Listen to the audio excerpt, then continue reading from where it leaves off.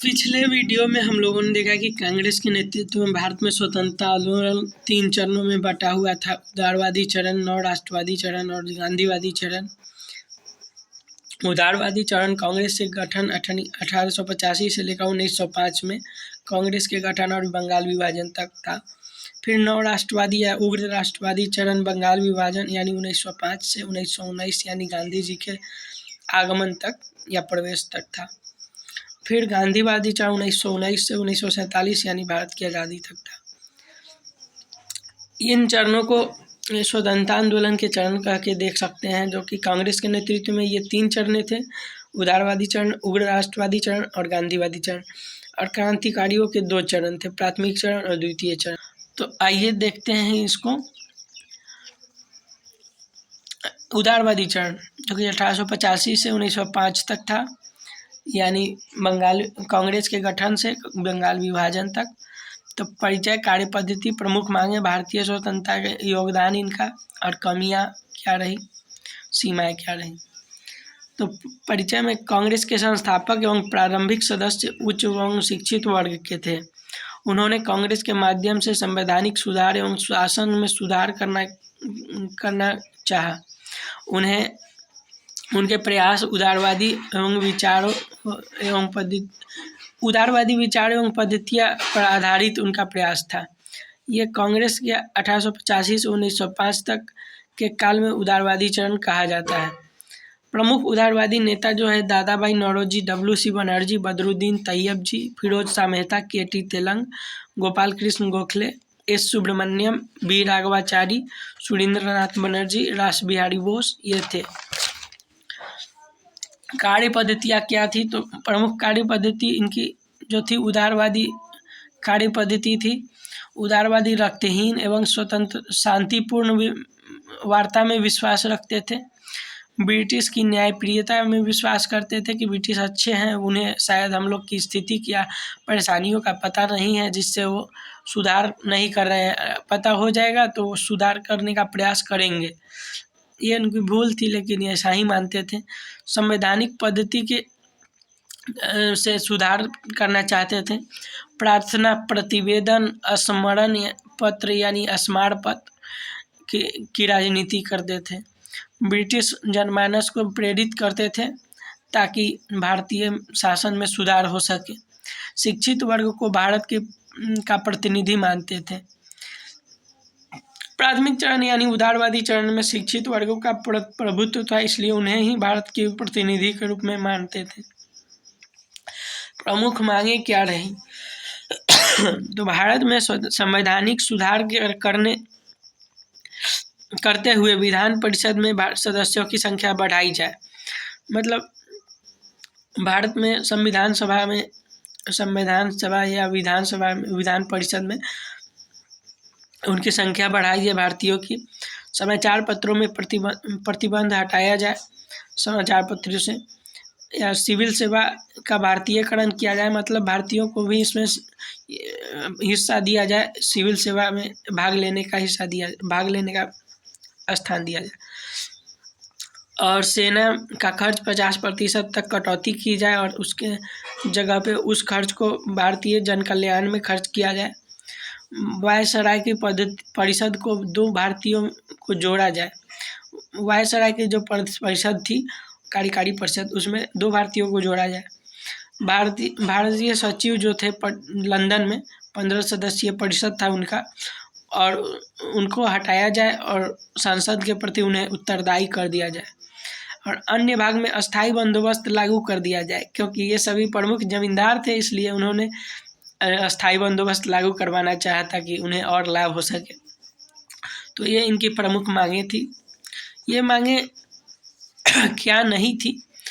तो वो पहले जो थे उदारवादी चरण में प्रमुखतः शिक्षित और उच्च कुलीन वर्ग के और जमींदार लोग थे, इसलिए वो कभी भी जनमानस की समस्याओं को लेकर नहीं गए। जो मतलब जैसे कि किसानों की स्थिति पर बात की हो, टैक्स कम करने की बात की हो, स्वराज की मांग की हो, ये सब उनका उद्देश्य नहीं था। मांगे क्या नहीं थी? मांगे जो नहीं मांगी गई, तो स्वराज की मांग नहीं की, पूर्ण स्वराज की मांग नहीं की। लगान कम करने या किसान के हितों की मांग नहीं की।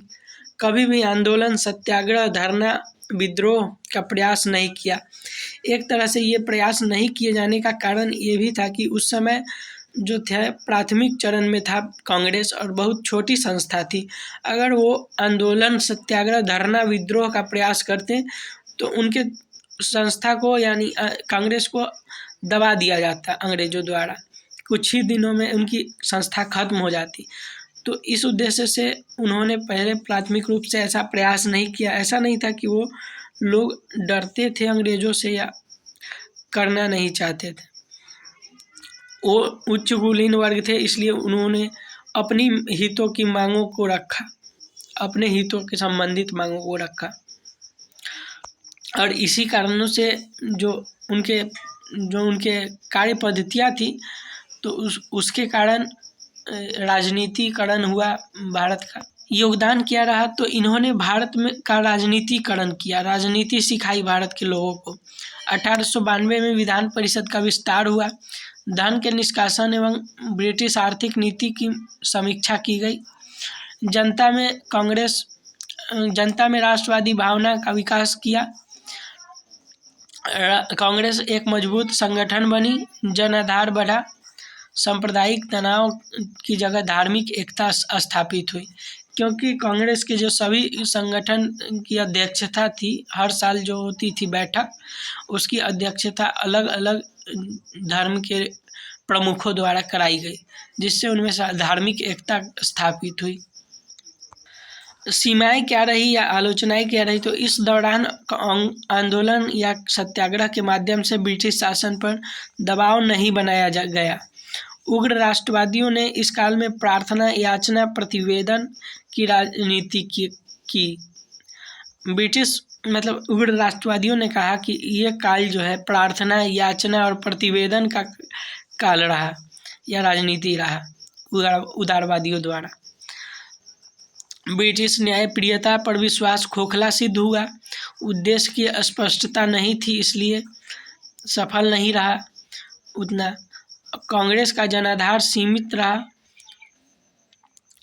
मतलब ये अभिजात वर्ग ही प्रमुख था, इनमें ये डोमिनेंट थे या वर्चस्व में थे। उसके बाद निष्कर्ष क्या रहा, तो उदारवादी चरण के दौरान भारत का राजनीतिकरण प्रारंभ हुआ। उदारवादी नेताओं ने स्वतंत्रता आंदोलन की पृष्ठभूमि तैयार की, जिस पर नव राष्ट्रवादी एवं गांधीवादी चरणों का विकास हुआ। इन प्रयासों ने स्वतंत्रता की स्वप्न को पूर्ण रूप प्रदान करने का मौका दिया। ये एक क्वेश्चन है जो कि भारतीय स्वतंत्रता आंदोलन में उदारवादी चरण की योगदान और आलोचना का वर्णन करने का है। अब उदारवादी चरण और नव राष्ट्रवादी चरण, अगला नव राष्ट्रवादी पढ़ेंगे तो देख लेते हैं उनमें क्या अंतर थे। तो कांग्रेस का जनाधार जो है उदारवादी चरण में मुख्य रूप से उच्च या अभिजात वर्ग थे, जबकि जनाधार नव राष्ट्रवाद में निम्न और मध्यम वर्ग तक पहुंच गया। फिर उद्देश्य इनका संवैधानिक था, उदारवादियों का संवैधानिक सुधार करना चाहते थे, जबकि नव राष्ट्रवादी स्वराज की मांग करना चाहते थे। उसके बाद प्रमुख नेता दादा भाई नौरोजी, वेमोस चंद्र बनर्जी और केटी तेलंग जैसे थे उदारवादी में। नव राष्ट्रवादी में लाल बाल पाल और अरविंद घोष जैसे नेता थे। कार्य पद्धति प्रार्थना, प्रतिवेदन और स्मरण पत्र या स्मार पत्र पर आधारित था उदारवादियों का, जबकि नव राष्ट्रवादियों का असहयोग, स्वदेशी बहिष्कार, निष्क्रिय प्रतिरोध के सिद्धांत जो कि अरविंद घोष ने दिया था उस पर आधारित था। समय काल तो 1885 से 1905 यानी बंगाल विभाजन तक, और उसके बाद गांधी जी के आगमन तक 1905 से 1919 तक। तो हम लोगों ने देखा उदारवादी चरण के परिचय में कि इनका परिचय क्या रहा। तो ये प्रमुख रूप से ये जमींदार और उच्च कुलीन वर्गों का नेतृत्व था इसमें, और यही इनको लीड करते थे। वे अपनी हितों के कार्य पद्धतियाँ क्या थी, तो कार्य पद्धति प्रारंभिक चरण था, इसलिए उन्होंने प्रतिवेदन, प्रार्थना और स्मार पत्र का सहारा लिया और अपने संगठन को मजबूत किया बाद में।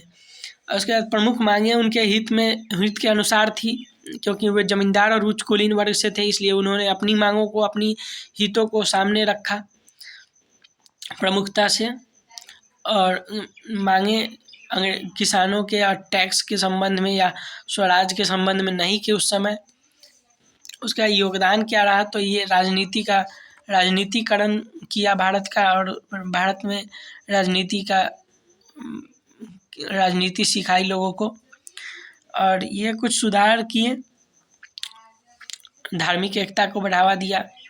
फिर सीमाएं क्या रही, तो ये इनका प्रार्थना याचना का प्रतिवेदन कुछ खास सफल नहीं रहा, बहुत धीमा होता था इनका कार्य पद्धति, जिससे मतलब जल्दी रिजल्ट नहीं आ पाता था इनका कार्य का या विरोध का।